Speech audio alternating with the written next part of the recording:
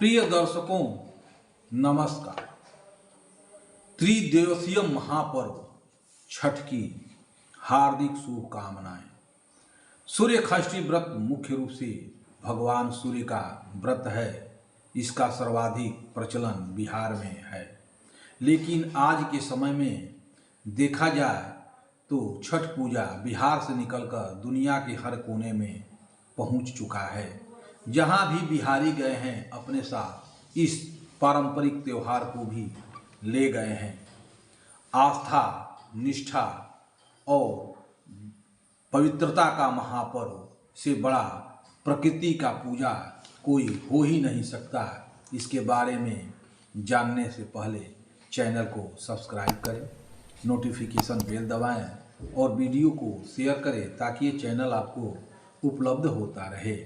प्रिय दर्शकों, 4 दिनों तक चलने वाला महापर्व बहुत ही आस्था, निष्ठा और पवित्रता के साथ मनाया जाता है। इस व्रत में अस्तगामी और उदयगामी सूर्य को अर्घ दिया जाता है और उसकी पूजा भी की जाती है। छठ का प्रथम दिन चतुर्थी तिथि 17 नवंबर 2023 को नहाय खाए से शुरू होगा। इस दिन जो व्रत करते हैं, स्नान करने के बाद अरवा चावल के भात, चने की दाल, लौका की सब्जी का भोजन करते हैं। इस व्रत का प्रसाद मांगकर खाने का विधान है। स्कंद पुराण के अनुसार कार्तिक शुक्ल पंचमी को एक बार भोजन करना चाहिए। इसको खरना कहते हैं, जिसमें व्रती दिन भर उपवास रहकर सायंकाल चंद्रमा के अस्त होने से पहले स्नान कर लकड़ी के चूल्हे पर गुड़ की खीर और रोटी बनाकर पूजा का प्रसाद ग्रहण करते हैं। इस समय परिवार के सभी सदस्यों की उपस्थिति अनिवार्य होती है। उसके बाद षष्ठी के दिन प्रातःकाल व्रत का संकल्प लेकर पूरे दिन निराहार रहना चाहिए। वाणी पर नियंत्रण रखना चाहिए। उसके बाद व्रती छठ का प्रसाद बनाते हैं। इसमें ठेकुआ मुख्य होता है। आटे और गुड़ से युक्त ठेकुआ पर लकड़ी के सांचे से भगवान सूर्य के रथ के चक्र को अंकित किया जाता है। सूर्य भगवान के साथ साथ माता षष्ठी की भी पूजा की जाती है।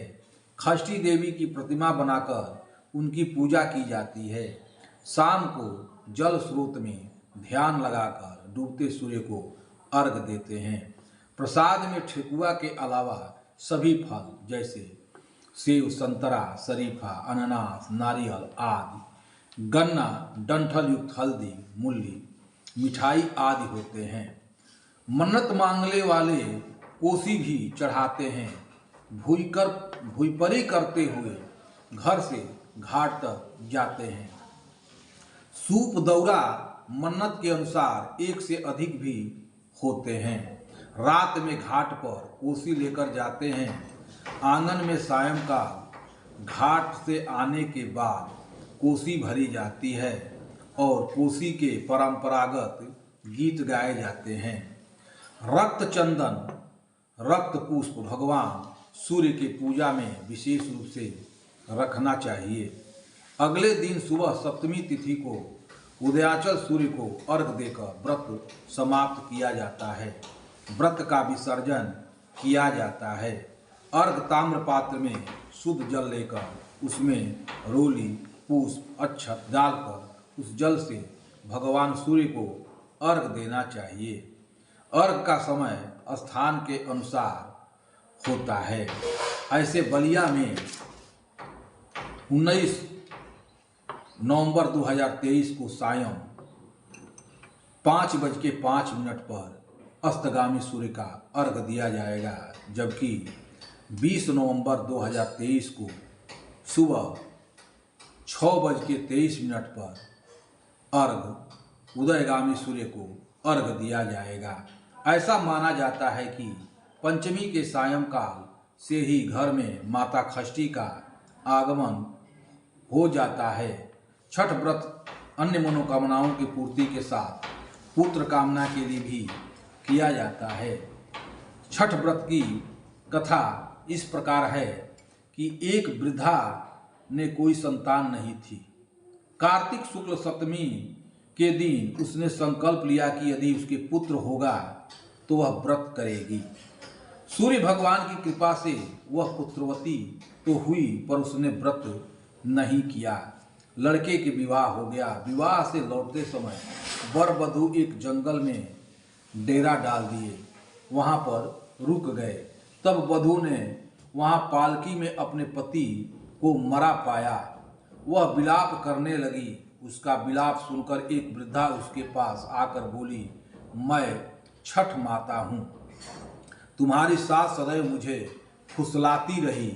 उसने संकल्प करके कि मेरी पूजा एवं व्रत नहीं किया, किंतु तुम्हारा विलाप देकर मैं तुम्हारे पति को जीवित कर देती हूँ। घर जाकर अपनी सास से इस विषय में बात करना। वर जीवित हो उठा। वधू के घर जाकर सास से सारी बातें कही। सास ने भूल स्वीकार कर ली और उस दिन के बाद से सूर्य षष्ठी व्रत करने लगी। इस प्रकार छठ व्रत के व्रता कथा समाप्त होता है। इस प्रकार त्रिदिवसीय छठ पर्व मनाया जाता है।